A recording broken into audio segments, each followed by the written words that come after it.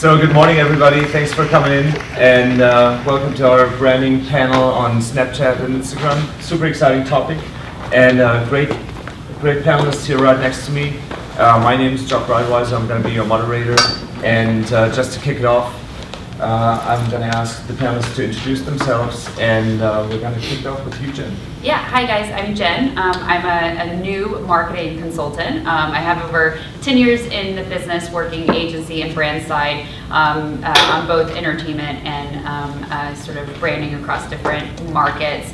And I have been in the social media space when it was still called new media and when Facebook was just getting started. So that's my background, and I have to say I'm pretty familiar with Instagram. I'm really on it. And for the first time in my career, Snapchat was the first platform that I had to force myself to learn because I wasn't inherently interested in using it. So just to give you a little bit of sort of, an understanding that social is evolving and the audiences evolve, I've been on everything, and then Snapchat was my first challenge. So very cool. Yeah. And I checked out your Twitter feed. It says online or on the net, 100% of my day. Yes. Always experimenting and trying out new stuff. Yes, I think in order to be a good marketer, and especially in the world of digital and social, you have to try, you have to explore, and you have to consistently learn. And it's okay to say, I don't really get this, because it's not for everyone. And that's why I'm being very honest about the fact that Snapchat was a challenge for me, and still is a challenge. So, that feeling of sort of like trying to teach an older person how to use the internet, well, that's now me with Snapchat. So, yeah. Very cool, thanks. I'm Rachel Seiler. I work for Tap Influence. We are an influencer marketing automation tool. We have about 45,000 influencers who are registered and vetted, so a little bit different from some of the databases out there. But yeah, we help brands get connected to influencers. They use our software to do so. A lot of Instagram campaigns that are run through the software. Snapchat's a little bit of a different beast since it doesn't have as robust of analytics for influencers. So yeah, I've been doing this for about 5 years, influencer marketing, and it's interesting to see how brands are doing their own paid and organic, but then integrating influencers into it. So I'll bring that side of it, I guess, to this conversation. Terrific, welcome. And then last but not least, Ryan Faber, and I tried to get good background. Good background on my panelists in preparation, and international man of mystery. Yeah, so exactly. I'm the black card in New York. So Ryan Faber, I run the digital marketing strategy and growth for companies like FanDuel, Vroom, Hinge, Purple Carrot, a bunch. So pretty much in New York, if someone raises 50 million, 100 million or more, they usually bring me in to build their growth machine. So how do we spend this money efficiently? Spent a few $100 million last year on digital, learned a ton of things. I've been lucky enough to pioneer like Instagram and Snapchat ads. So I have probably a lot of good insights for you guys here. My angle is probably less on the brand side, probably more on like driving actual conversions, like how do you tie this back, ROI, measurement, those things. So look forward to sharing. Super important aspect of it, right? Yeah, important aspect, exactly. It's always a sense. Right. And so before we go into our conversation, just wanted to get a sense from you guys. So first of all, who's actually using Instagram right now for branding? Okay. Right. Like, I'm personally branding. Branding. And who's using Snapchat for their brands? Perfect. What about Snapchat personally? Anyone? Okay. All right. Okay. That's pretty good. See, yeah, anybody struggling with the interface, or is it just me? Okay. Too old. Once you get people to do it with, that you don't want to bug nieces and nephews. Yeah. And then once you get Snapchat and get over that hill, it's actually the most incredible platform to consume content and share content. Yeah. It's fascinating, right? Yeah. And are you guys B2B, or are you more B2C? B2B. B2B? Okay. And then anybody B2C here? Yeah. Okay. All right. Cool. That gives us a good sense.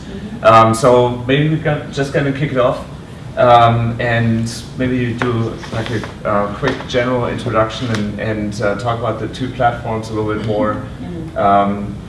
Rachel, Jennifer, how do you use Instagram and Snapchat, and do you think one is better suited for one strategy than another? Sure, yeah. I think with Instagram, we're seeing it's a lot more posed. People want the picture-perfect image of their life out there. It needs to be, this is my best self in front of you.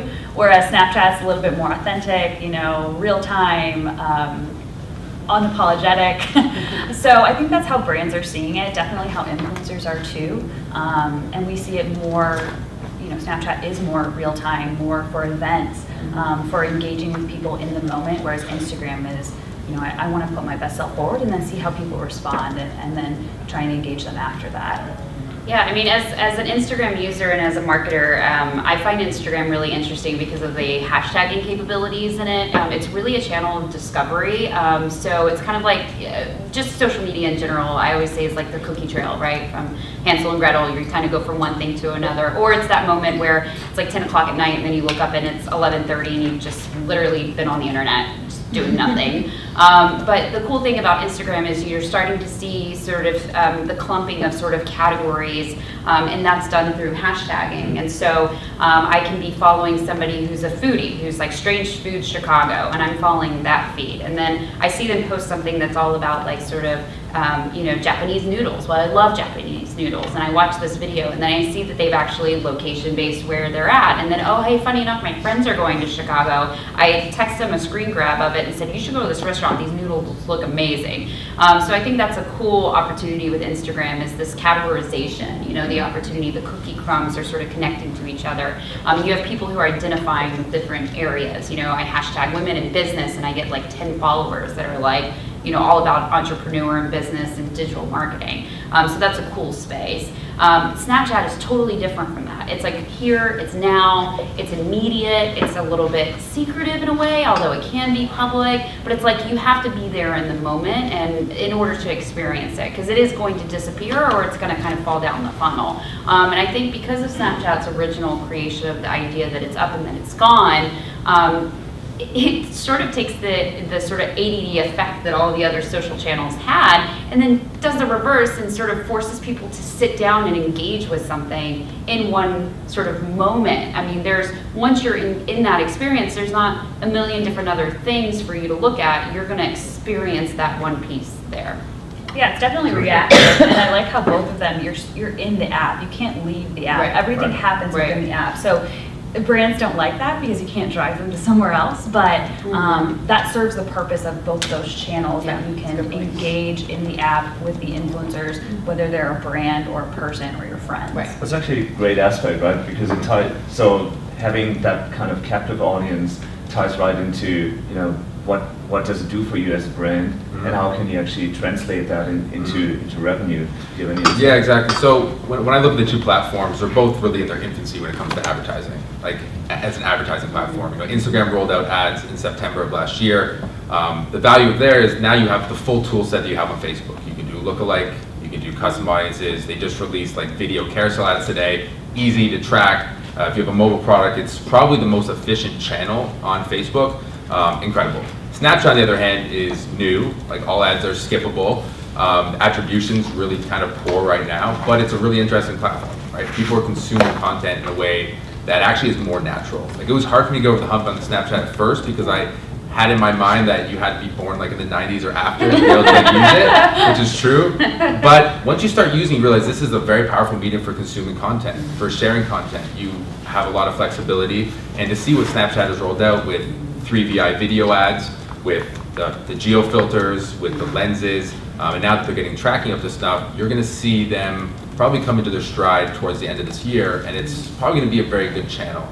I'm trying to figure out how that could work in a B2B environment. It's probably a very difficult one, if at all. Same with Instagram, but as a B2C channel, it's great. And they are now allowing you actually through ads to take someone offline. So 3V ad, you can swipe up and actually go into the app store and download something. So there's going to be more action-based advertising coming through Snapchat. But both very interesting mediums. You can see why at the time when Snapchat turned down like $1 billion to be purchased, I thought they were crazy, and now it makes sense, right? Their engagement levels are beyond anything else. I was just at the upfronts last week, like traditional advertising upfronts for ESPN and CBS, and they're scared. They spent half the presentation trying to downplay Instagram and Snapchat specifically, and they don't get it. And they're in trouble. They're really in trouble. And if you look at the Snapchat's engagement numbers and you see the audience using it and how often they use it, it's really going to change the way that people consume content forever. You just touched on some specific ways to actually implement strategies and use some branding. So things like filters, right, and stuff that actually has been talked about quite a bit recently. Can you give us maybe a sense for how much does it take to even start any kind of campaign? You know, what's the minimum threshold that you need to invest in order to even see some revenue? So Instagram is a penny, like there's no barrier to entry. Snapchat, on the other hand, a lens is $750,000 opening up. A geo filter, I think, is a minimum of $250,000, and 3VI ads, there's $100,000 minimum. Right now, they're trying to curate to make sure that the top brands are coming in and building the platform as leaders. With that said, that's going to become a self-serve model probably by the end of the year. And if you think about it, like a lens is a lot of work. Has everyone here tried like a lens before? So a Snapchat lens is, it essentially scans your face and it creates an interactive. You guys have heard of face swap? Yeah, that's. So it scans your face and you can interact with this. So the way brands are using this is, so Gatorade, for example, Gatorade did a campaign around Super Bowl. The most successful Super Bowl campaign of all time. They expected to have 5 to 10 million impressions. They got 160 million impressions on the ad. So essentially what you would do is you'd use the lens. It would put like lines under your eyes like you're a football player, and there's a big thing of Gatorade that shoots over you and splashes like a celebratory win.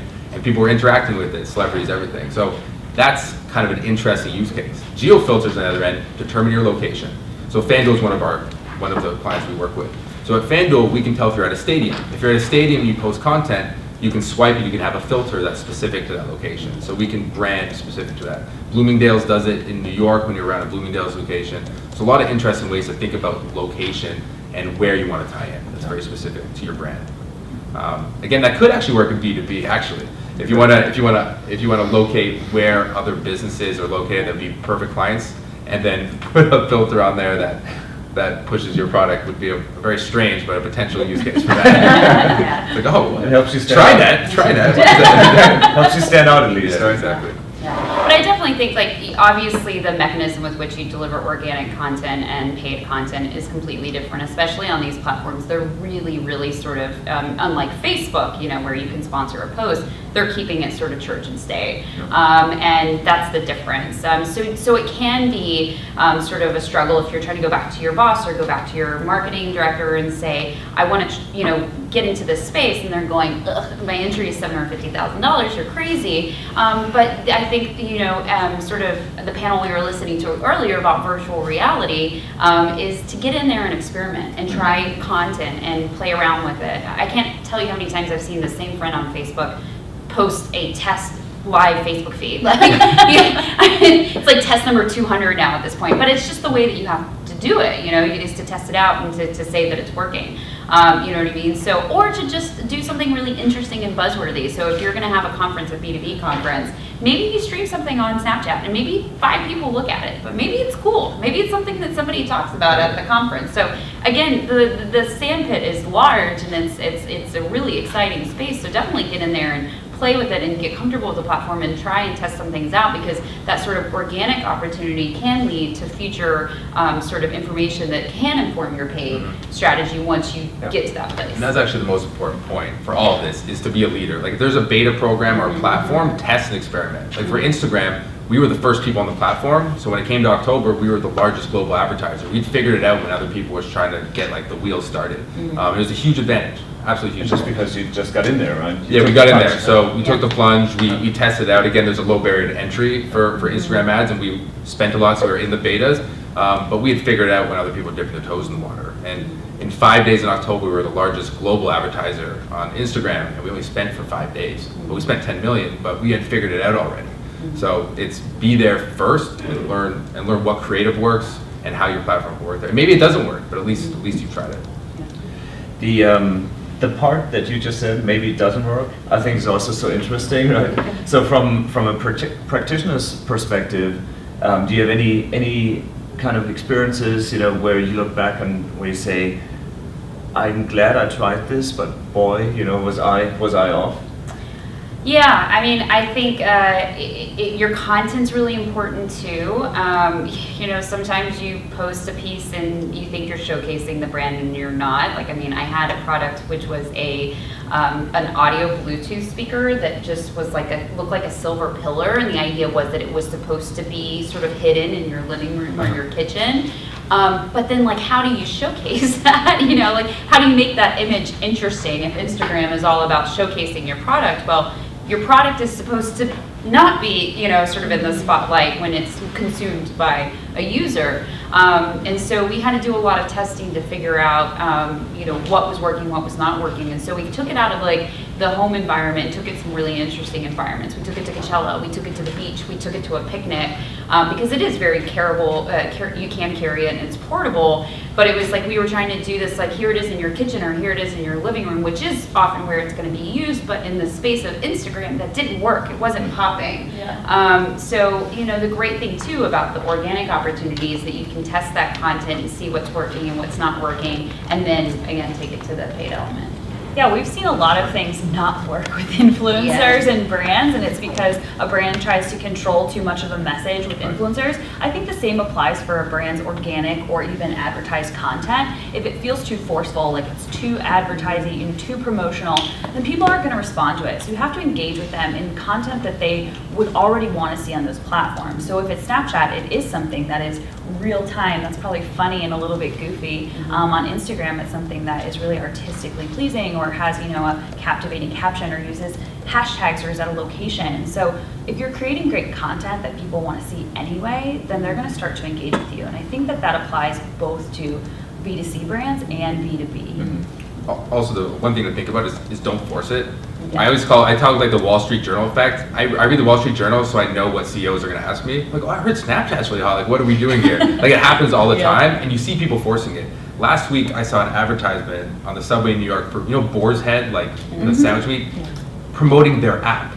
In what world would there be, like, someone told them, we need an app. Like, we really need an app. You don't always need an app. You don't always need to be in VR. You don't always need to be on Snapchat. Right. But understanding the platform and looking at what the various applications could be and figure out, does this work or not, is very important. So evaluate all these platforms, see how it could work, but just don't force it.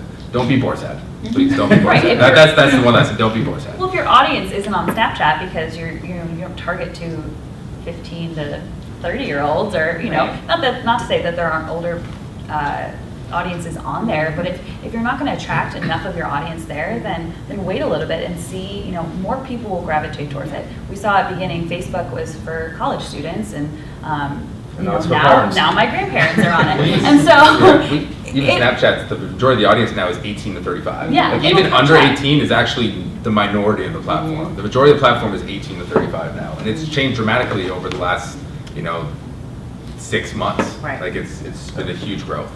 When you, I think that's a really interesting aspect, right? Because when you start to dig a little bit deeper, and once you start to identify which platform is right for your campaign, do you want to maybe talk a little bit about Instagram versus Snapchat, what works, what doesn't, and what characterizes the platforms, and what kind of audience you can expect to reach?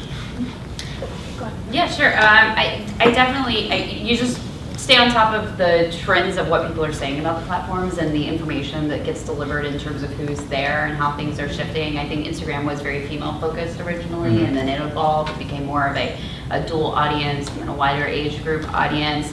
And I think that we kind of keep emphasizing this, but Instagram is for really sort of clean, modified content, and then Snapchat. But Snapchat, in its sort of like sharing story content, can be live and sort of unregistered, but the discovery pieces are really nice and they're really put together too. So they're starting to see, I was just on Comedy Central's Discover channel, which is a sponsored, right? You have to pay for that. That's not free, but it's a lot of money. Yeah. But down the line, maybe that model will expand, or maybe they'll allow for more content. The trend that they're seeing a lot with Snapchat now are people telling stories. So I heard who is Christy, who just had the baby. Christy, I'm blanking on the actress, and Christy Teigen. Yes, Christy Teigen just had a baby, and she's like a very popular mom, and she's who's her husband? John Legend. Thanks. I know, you're awesome. Okay. So anyway, so she's a What show is she on? Lip Sync Battle? Yeah, she's the co-host on Lip Sync Battle. Anyway, so she's this celebrity mom, right? And people love her, and she's just really reacting, and people are just kind of really engaging with her. And so now she's doing like cooking recipes and tips for moms and things like that on the platform. And so it's this longer form content or this storytelling content is starting to happen on Snapchat, whether it be very free form or it be very sort of organized through like a channel on Discover.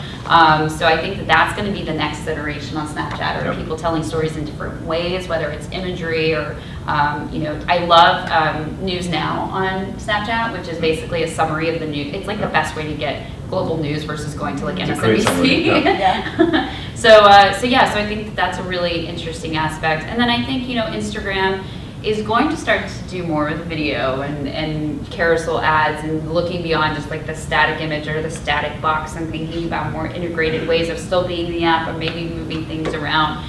The reality of it is that look at the history of Facebook, look at the history of Twitter, like the iterations are never going to stop. It's just a matter of them as well testing out and seeing what's working for their platform. Because I mean, they're on the same side. The brands are going, well, what's working? Well, the platforms are going, what's working? So it's just, it could change. We could be having a completely different discussion in 2 months, and we could say Snapchat stories didn't really work. But again, I think that you have the opportunity to upload that content and see what's working. I think you're exactly right about storytelling with Snapchat. I don't know if anyone heard about the Vikings fan and mystery girl at the University of Wisconsin-Madison. Really cute story. The school has a Snapchat geotag, and so a girl saw a cute guy on Snapchat and messaged him through the app, and it showed up on the school story. And so everyone got into the action. Yeah, it was very much a community-oriented storytelling process. It was super interactive. They finally met. Who knows where their love story has gone from there, but it got a ton of news cred. But think about how maybe your brand could get involved in some of those things. It might not be really overt, but there may be opportunity for you to get in on some of the action when you see those community, really reactive storytelling moments. I think you should also think about the platform in the digital space and in the physical space. And so, there was a lot of buzz when Eli Roth, who's a genre film director, he's very big on social. Like, he was always on the forefront. He has a very large following. He also created a social community called Crit TV, where it's nothing but genre content, and then they partner with brands. And so he was sort of on Snapchat before a lot of other people were. He was really got on it really early, and then he thought, what I'm going to do? I'm going to do a murder mystery in real time at a house in Los Angeles, but we're going to tell the story through Snapchat, and we're going to invite Snapchat influencers, and so it's going to be this digital physical experience. And so that was something that, the story was told through Snapchat, and there might have not necessarily needed to be a paid element to it, but the buzz around that made a really cool experience. So again, if you don't have those paid dollars, thinking about doing something that takes it beyond just that singular space and connecting it to the physical world or the real world or a live event could be a really cool opportunity. And I think about, when you think about the two of them, I think the most important thing about is like the medium. Like, what happens a lot is someone has like an ad campaign and they just bolt it on to the platform. It doesn't make sense. Snapchat's like consumed vertically, so if you make video, make it vertical, the platform. Same with Instagram and Facebook. You see it all the time. People put their ads up, they autoplay with no sound. So if your message is communicated through audio, you are paying for impressions that are completely worthless. So some advertisers do smart things, like they'll tap on the glass or try to get someone to turn on sound, or they'll convey a message without using sound. And just understand what that platform is, what the pros and cons of it are, and build content specific for it. It's like probably the biggest, probably one of the biggest things with creating content is don't just bolt it on, build it specifically for that. So now when we film content or we make content, we make something for TV, we film it then specifically for Snapchat, we also make it for Instagram as well. And it makes a huge difference. In terms of the other big differences on the ad side, Instagram has a huge leg up, right? They have the Facebook infrastructure. You can target people based off of any demographic information. You can lose lookalike modding, everything else. Snapchat's like, here's Snapchat, put it out there. They're working on it right now. It will get better, but in terms of Instagram, no minimum threshold to get on. You can target people however you want. It's a really easy place to start. You also see brands who take advantage of other things that are native to that social channel, like GoPro, for example. User-generated content is huge for them on Instagram. So they don't even have to create the content themselves, rather they can take advantage of people who are creating it for them and then in some ways, they're going to get more traction because they're giving that influencer or that just user credit and having them drive their own friends and family and fans to the GoPro page to get more traction. Tesla does the same thing. Tesla spends no money on marketing. They rely on the reaction videos and the coolness of their product. And they leverage that social content and repurpose it. And that's such an important point on these channels, right? Because when you're being, I'm guessing, when you're being too overt and when you're too pushy with the brand, you're probably just turning people off, right? Yeah. So at the same time, though, how do you convey the brand message, right? I think without being... You actually touched on a really important point. So when you're looking at like influencers, so if you want to partner with a Snapchat creator, Instagram creator, partner with the right ones that make sense. Right. If you look at integration, you want the consumer to say, is this organic or is this paid? A lot of times it's not done that way and it doesn't work well. So FanDuel, we work with athletes. Athletes are saying to their audience, hey, compete with me in fantasy football, it makes sense. But you can see a lot of the times if it comes off as staged or faked or forced, people revolt against it. I always think of, this is an offline example, but Hillary Clinton was having some issue with millennial voters and becoming approachable. So a PR person thought it was a good idea to put her on Ellen and have her like whipping and neighing and dancing. And it did not work. It was very robotic and the negative sentiment was huge. So when you think about influencer, it's not like this is gonna work or not work. It's like this is gonna work or it's gonna be good or it's gonna be very bad. So you have to think about that implication too. And finding people that make sense for you too. Like DJ Khaled, who's probably one of the biggest Snapchat ones, everything he does with Apple Music or Ciroc or Ariana Grande last week is like feels very natural. He did a deal with Zappos. He's a big sneakerhead. He loves sneakers. Did a deal with Zappos now where on his stream he's like helping deliver shoes, surprising fans and delivering shoes to them, and it works. Like it actually feels like you're watching an ad, but you're purposefully watching it be consumed. Or Pharrell Williams and Adidas Originals, right? Yeah, exactly. So I think that's the key thing, and that's the power of like influencer marketing. I always say all the time, like banner ads are dying. It's about to be dead. That game is over. Like Adblocker grew 50% last year. There's 45 million people in the world that use Adblocker. And it's funny, I'm talking about the upfronts for ESPN and CBS. They're not talking about how to adapt. They're talking about like, how do we stop people from using Adblocker? Like, how do we double down on our pre-roll strategy or banner ads? And it doesn't work. Right. People are telling you something. They don't want to watch a 15-second pre-roll ad, be forced to watch it for a 15-second piece of content. Right. They don't want annoying flashing banner ads over. And that's where Snapchat's winning, is they're making ads that people want to consume. That Gatorade ad we spoke about, people are spending at least a minute on it. They're spending a minute purposely engaging with a brand. Like, that's unheard of. Yeah. So ads need to be consumable. They need for people to latch on to them and want to do it, and then to share them.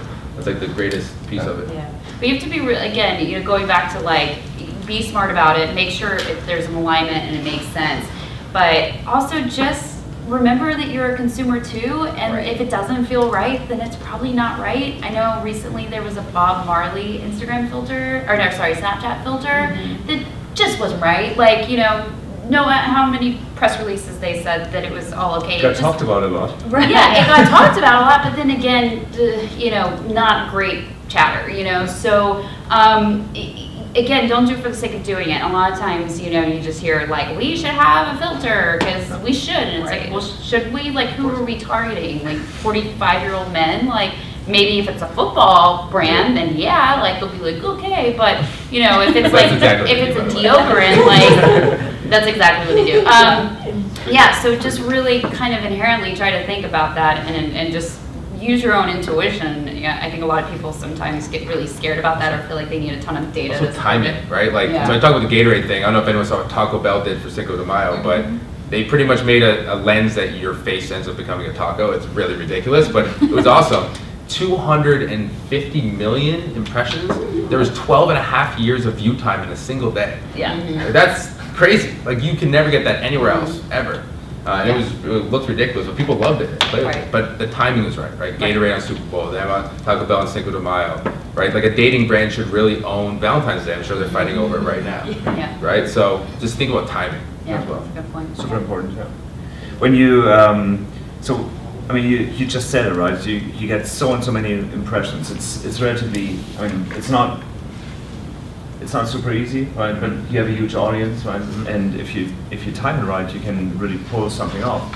But then the important thing also that you touched on in the very beginning is the measurement, right? So and when you have all these B2B measurement-driven people sitting in here, everybody's looking for what are the metrics, right? So how do I actually measure my success? What kind of KPIs can I walk home with when I walk to my CMO and say, hey, we should do an Instagram photo contest, or tag me or like me on Instagram?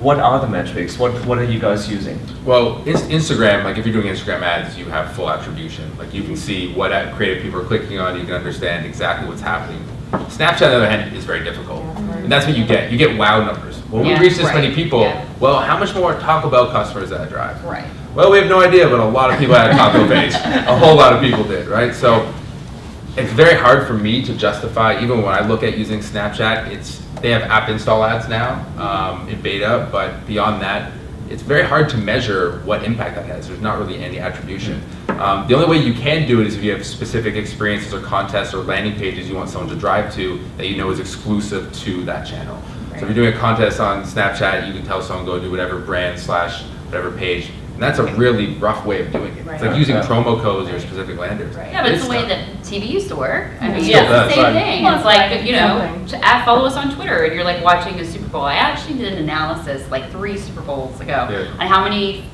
commercials had some sort of social call to action at the end of it. Which is like inherently weird because you're watching it, but then like you're going to be on your phone, right? And so they kind of hopped on that bandwagon to say, okay, I'm watching something on a TV, but I'm going to go follow. And then I thought the one that was really interesting was the ad right after the Super Bowl, which I think was, I forgot, where they gave away $1 million. The whole gimmick was, I forgot who it was, but the brand, now I'm blanking. I think it was, anyway, I wish I knew the brand, but I just remember the mechanism, which was they bought the ad right after the Super Bowl, because there's all this buzz during the Super Bowl. They were like, instead of spending $3 million on a TV ad, we decided to just give away $1 million, and so go do this action. Well, that's a very, very, impressive proposition for me to go do X action. So I think it's interesting with Snapchat and with Instagram that they kind of take away that ability to just easily click through. However, if you're sort of what you're offering or the engagement is there, then the hope is that then they'll make that sort of weird, sort of indirect connection, or they're going to go to that site and they're going to go check it out. Actually, the way that you can Snapchat is being tracked is you can actually see like unique identifiers of mobile devices that have viewed it, and then you can try to match it against new users. Like it's not perfect, but it's a way to do it. Approximation, right? Yeah, right. Yeah, it's a little bit of rough math, but it gives you an idea. But that's what they're working on. Like if you talk to Snapchat right now, like 50% of their dev resources are focused on how is this measurable. Because right now the brand advertising, like Taco Bell, Doritos, McDonald's aren't caring about like direct response. Like our cost per acquisition needs to be $13.75. Right? But other brands are, and those are the brands that they want on the platform. Well, right. Measurement should all have to do with what your goals are. Right. You can't measure conversions on some of those, but if you're not looking for conversion, then it might not matter. If you're looking for brand awareness, then Taco Bell spending $7,500 on, or sorry, $750,000 on an ad is worth it to them, and they have those kind of budgets too. So they can, and they're going to measure it versus TV, right? They're going to say, oh, TV, we have a $35 CPM. This ended up being a $3 CPM. Right, exactly. So you have to figure out what your goal and objective is, and it's not always going to be something that doesn't have the sort of like you said, the buzzword analytics or the big analytics, like beyond impressions, so what? We got 1 million views. What does that mean for our business?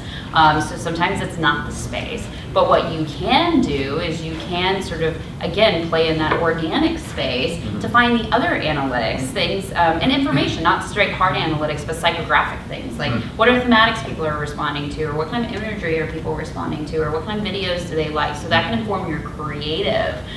So a lot of times people are like, well, what are the hard set numbers? It's like, yeah, but what are we learning about these consumers along the way? What are we learning about our brand? What are we learning about the people who like our brand on Snapchat versus the people who like our brand on Instagram? So I always like to say, sometimes it's not just about, okay, are we over sort of, did we beat the market rate for a CPM? Okay, maybe we didn't, but what other sort of analytics did we learn? And what other information can we take along to inform us the next time around? When you look at the categories of metrics though, so if you have a hard-ass CMO saying, give me at least 3, so what are your 3? What are the ones that you'd be looking at? I mean, for Instagram, you know, from an organic side, it would definitely, it's going to be much like Facebook, right? It's going to be your likes, it's going to be your commenting. You know what I mean? It's very engagement. That's really kind of the basis of it. Snapchat becomes harder because they're not so sort of. They don't share as much information. So I tend to like, if you have a hard-ass CMO and you're not being able to get that data, you can say, look, well, I have the anecdotal, right? And so I like to share, I worked on a campaign for Wolverine when Snapchat was very new, and I went to Snapchat's offices and I said, I need data to support. So we're not there yet, we're not quite sharing it, and like you're not paying for it, so it's like, okay, well, what do I do? So I ended up just taking screen captures of all these times when fans were like Snapchatting their Wolverine hands that they had drawn and like put that together and said, great idea. We don't have the analytics yet, but what I can show you is the degree with which these fans are interacting with this. And that's a great measure of engagement. Engagement sometimes, I get we put a number to it and we say, well, our engagement was fantastic. We had this many likes and this many, you know, comments and this many smiles. Yeah, but it's how do they engage with it? When you have a fan who responded, took their picture, drew Wolverine hands, and snapped it back to you, I mean, how engaged is that fan? Extremely engaged. So it's anecdotal. It's not hard and fast numbers.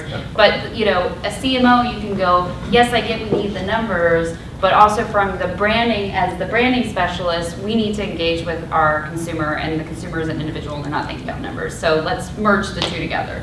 Yeah, we work with influencers a lot, so it's very much like organic because you don't have those insights into some of the Instagram analytics that they get for their advertisers, but it's going to be the same. It's likes and engagements, but there also are other evolving technologies that maybe can tell you how many other times that an Instagram shot has been reposted on Instagram, even though they don't have that reshare option. And then of course sentiment. I mean, for a brand, you don't want to know just how many people viewed your content, but how they responded to it. Was it positive, you know, or did they have questions? And that's an opportunity for you as a brand to engage with them at that point, even if you're spreading your message through an influencer, not through your own channels.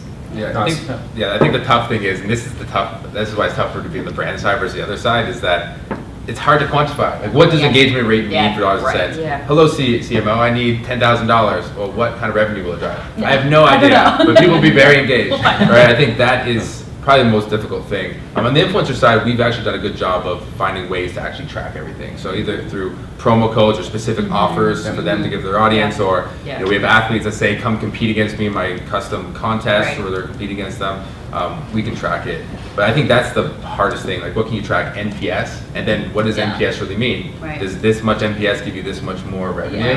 That's why I stay on the paid side. I think it's really smart if you're developing a campaign or you're looking to do something, have those questions that you want answered as you're going into it. You know, so do we know, is the age of our consumer changing? What sort of themes are resonating with them? How do they, you know, what language are they, I want to speak in their language. It's something as simple as even doing like a word cloud, like pulling some examples and then putting all that commentary together and then putting it in a word cloud and seeing which words pop is very insightful and very helpful, because the way, you know, that people talked about Taco Bell 20 years ago was completely different, you know, than it is today. So again, going back to that sort of psychographic opportunities and psychographic information, no, it might not sort of like answer the question for the CMO, but it will say, look, this isn't for nothing. You know, we do have, we have an agenda, we have a plan with what we're doing so that we can constantly learn information. Or use, you know, social listening to see what people are doing on Snapchat. It might not be happening within Snapchat, but maybe they're talking about it on Twitter or on Facebook, or, you know, in other articles that you're seeing that are coming up. So there's still opportunities to measure how people responded to the content. And with Taco Bell, I mean, we saw, you know, probably hundreds and thousands of articles about what they did for Cinco de Mayo. So people were actually talking about it, so you might not be able to capture it within the app in all instances, though they can in certain ways, but you can really measure how people responded to it, you know, through social listening and that, ladies and gentlemen. There we go! When you... That's a nice alarm. I thought I would give us a 5-minute alarm. When you guys think about the campaigns that you can potentially build, right? So you have, all of you have done perfect examples, right? for somebody in the B2B space, can you give us maybe an idea for an easy way to construct a campaign? How can I dip my toes into a Snapchat or an Instagram campaign where I can just try it out a little bit, without risking too much? The easiest way, B2B, most of you probably collect email addresses for people who come in for free trials or whatever it may be. Use that as a custom audience list. Load that into Facebook. You can target those people exactly with whatever messaging you want. Likely they will be on Instagram or Facebook. You can load in that custom audience list of people and you can do it. The second one is, if you have a list of emails of customers that are high value customers, use a lookalike audience. Lookalike audience might not work as well for B2B, but it may, where it'll take a list of your customers, it'll understand the attributes of them and try to find other people with similar ones. That's usually the only use case I can think about really driving it would be through custom and lookalike audiences, because it's B2B. Right? B2B is probably more of like a Google AdWords play traditionally or direct reach out. But if you have, do a really good job on your landers, anyone coming in, capture email address. I'm not sure if on the B2B side if you guys are using exit intent, use exit intent. So what used to happen when you would leave a page would be exit pops. You'd click at exit, then a thing would come up. It's really, really annoying. It's like the worst thing ever. It's like you're leaving a restaurant, they're stopping you at the door, you're like, no, I already got up. What exit intent does is it looks at mouse patterns. So it tries to predict when someone is going to leave the page. So they can tell by a certain mouse pattern they're probably going to leave, gives you an opportunity to give them an offer, whether it's an ebook or a free consultation or a discount. Give them that pop up, capture the email, and then use that. Guarantee if you're not using exit intent, use it. It'll give you a 15 to 20% lift, overnight. That's a great example. Also, don't discount that your B2B audience is actually on social media. You know what I mean, or that they even want to. I the first place I go for business is like Twitter or Facebook, or why aren't they on social? Okay, you could have a really nice website, or you gave me your business card, but you don't have any social presence either. I mean, it's all referral based too. So it doesn't hurt to say, hey, I wonder if our B2B audience, if they would like to follow us on Instagram. I don't know. I mean, let's give it a go. So great opportunities to get interns involved. You know what I mean? And just kind of say, hey, here's a pet project, or give your junior staff an opportunity to say, why don't you build it up, get some content going, see what's happening, see if it sort of sparks the interest. Literally was having a conversation with somebody who does marketing at a law firm, like a national law firm, and she was chatting with me, and she said, we just had a national conference, and there were thousands of attorneys there, and we decided to use a hashtag in 2016, and we got 50 tweets, and our executives are freaking out. And she's like, how do I get more? And I was like, well, yeah, a lot of your attorneys probably are on Twitter, so let's think about a strategy here. So again, it doesn't necessarily, just because people have their personal world in the business world doesn't mean that everyone's not on social media. So definitely try it out. I think you also don't have to capitalize on huge events that, especially as a B2B organization, that you think, Super Bowl's happening, should I make a message that relates to Super Bowl? You don't have to do that. You can focus on micro moments that people care about. So we work with a lot of insurance companies or some home loan or other type of loan organizations, and they'll focus on micro moments like wedding season. So they can tap people who are saving for their weddings, or graduation season, or moving season. So they can tap into some of those micro moments that happen at any given point, but they don't have to filter through the noise that happens on, say, Super Bowl or Cinco de Mayo or any of those really big events that we know the top brands are already, filtering through anything that your message would try and go out during that time. The geo stuff's really important. So anyone who has B2B, you have a customer list. Load in zip codes specific to those customer lists. Usually they have a campus or a decent sized office. At least in that small zip code, it'll be pretty close. And then market specifically to those locations where there's office. And make sure you day part it directly to office hours. Even we've done it sometimes where we'd actually do it just at lunchtime. So we know there's a higher probability that they will be on mobile devices. So you just put through. We've done a lot of summer things for politics, right? Where where certain polling stations are. We load in those polling stations in certain times and give progressive messaging. But B2B, I think custom audiences, that, and then geolocation, pull every location of every customer that you potentially want, and then just target them specifically at hours and time which you think have a higher likelihood of being on social. As a marketer, you also always have a bigger library of assets that you can tap into. What are your thoughts on integrated marketing and using already existing approaches for Instagram or Snapchat? Is there anything that you can repurpose, or how can you tie it all together? Well, I think first, you just have to go, is this interesting? Is this compelling? Being able to take a 30-second TV spot and then convert it for Instagram and then convert it for Snapchat, it can be done. You just have to, you sort of have that gut check to make sure that the content is going to work. Yeah. But a lot of times with social and with individual platforms, people think of it as a tack-on strategy versus an integrated strategy. Mm-hmm. So instead of thinking of like the live event or the TV ad and then thinking about the Snapchat, why don't you start with the Snapchat and see what's happening in Snapchat and see how that can inform your TV ad space, nice. So like kind of doing the reverse engineering of it. I think and also realize that consumers are sort of sometimes can be exposed to you at multiple touch points, and sometimes it takes multiple touch points for them to actually finally want to then buy or convert. And so it's okay to be on all those different channels, but they can make sure your messaging is consistent as well, and that it's not completely different.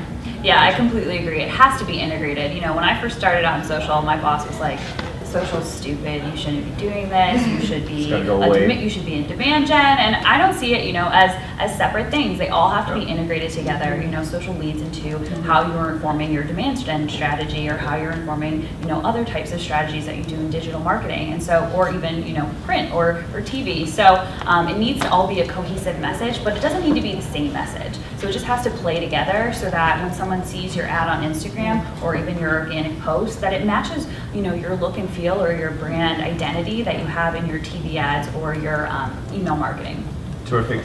I think this is pretty much all the time we have.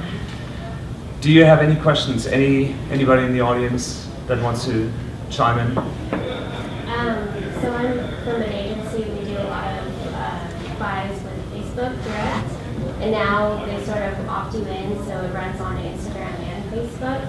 So I guess I'm wondering how important it is to have a separate strategy for Facebook and Instagram, even though the platform is integrated and a lot of the placements are very similar. Break it out. Break out individual campaigns. The problem you're going to have is Facebook's very dependent on relevance score and quality score. So what ends up happening is a certain creative might resonate very well on mobile Facebook, but won't on Instagram, and it pulls down the entire account. Also, Instagram's usually more cost efficient. So I usually break out audience network, Facebook, and Instagram for individual ones. And you're gonna find that the creative starts to diverge, right? So I use something called a WVC, ad testing model, which is winner, variant, challenger. So every time I run an ad, I have the default winner. The variant has one small element change, where it's the call to action, and then the challenger is something crazy way out there. But through that, you actually get 3 months of testing done within a week. It's absolutely incredible. So if you're very disciplined with the ad testing, you're gonna find that those channels actually diverge quite a bit. My Instagram ads now look so different from my Facebook ads. It's unbelievable, because they've kind of taken a life of their own, and people use the platforms differently. But yeah, definitely break it out. It's easy for them to auto-select all of them. It's the same way that where Google auto-selects you do broad match, because it just allows them to sell more inventory, but that they behave differently. So yeah, break it out. All right. Terrific. I think that's a full it. Thanks everybody, and another round of applause. And then after lunch, I'll be doing. You have a 1 p.m., right? I have a 1 p.m. tips and tricks and case studies for all things social media. So if your interest is piqued, it's actually going to be in the breakout room. So I hope to see you guys there. Terrific. Thank